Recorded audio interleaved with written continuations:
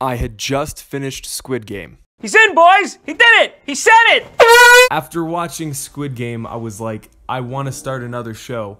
I blocked off all this time in my schedule for me time, and I needed something to watch. And then I was reminded of the 2018 Netflix series MANIAC, and I wasn't ready for my brain to be sodomized.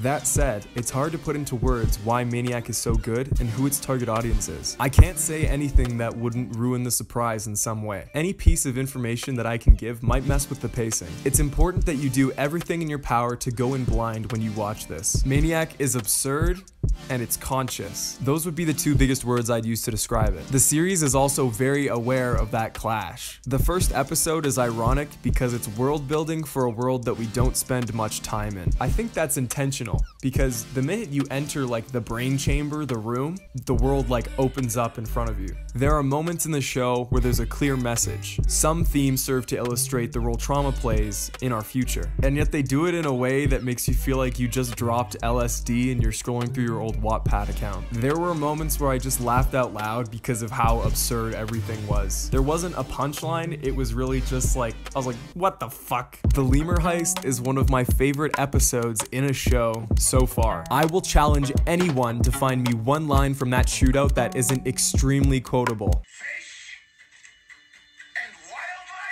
Fish and wildlife. When I watched the last episode, I really understood what it wanted to tell me. There were so many thematic strings I could have grabbed onto, and there was so much going on that I just had to grab the strings that spoke to me. Not the strings that other people found, or the strings that would make an intelligent interpretation, but the strings that made sense to my situation. MANIAC will give you what you need to write your essay. I also think there's a pressure in making heavily thematic art to have a concrete message at the end of the day. There better be a clear moral by the end of this series or else it failed because my tiny brain doesn't understand it.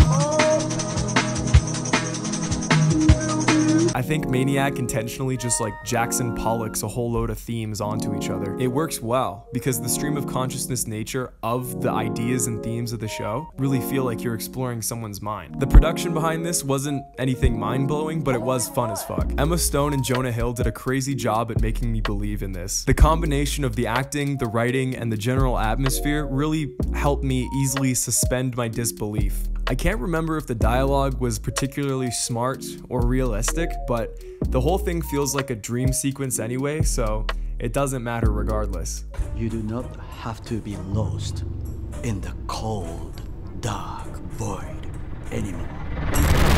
It feels like it was a script from the 50s, just because of how fantastical and like pseudo-jargon the science fiction got. That's the most accurate description I can give you. It bastardizes science in such a funny and dystopian way. Also, the pretty colors made my baby brain go wee. It wasn't on my radar when they released it, so I have no idea how the initial reception was. The fact that I was aware it existed, but I didn't bring myself to watch it, kinda shows the general attitude around this series. The original trailer for this did not explain what it was going to be. The trailer painted it like it was some sort of crime thriller, which is a huge misrepresentation. Before this, I searched up MANIAC on YouTube to see if there's any channels that had beaten the punch, and the reviews were few and far between. On top of that, MANIAC is not a good title to pick. There were so many other songs and movies that have the exact same title, there's no wonder it flew under everyone's radar. If you search up MANIAC, you'll get MANIAC on the Floor, MANIAC the first-person horror movie, and then maybe you'll get the Netflix series. Consider this a testament to how MANIAC made me feel, and how little I feel this series is talked about. It stayed in my mind for a long time, and the fact that I'm making a video essay about it is proof enough. I watched it alone in rapid succession, but then again, I also feel like it's one of those pieces of art that needs to be discussed in order to be fleshed out fully, and it'll show you how dense I think the themes are on this thing. If you are gonna watch it with friends, I recommend binging it in one sitting, having some sort of movie night. Some drugs might help the viewing experience, but viewer discretion is advised. Go out and watch MANIAC. It's good, and it tickled my brain. Thank you for the support. Goodbye.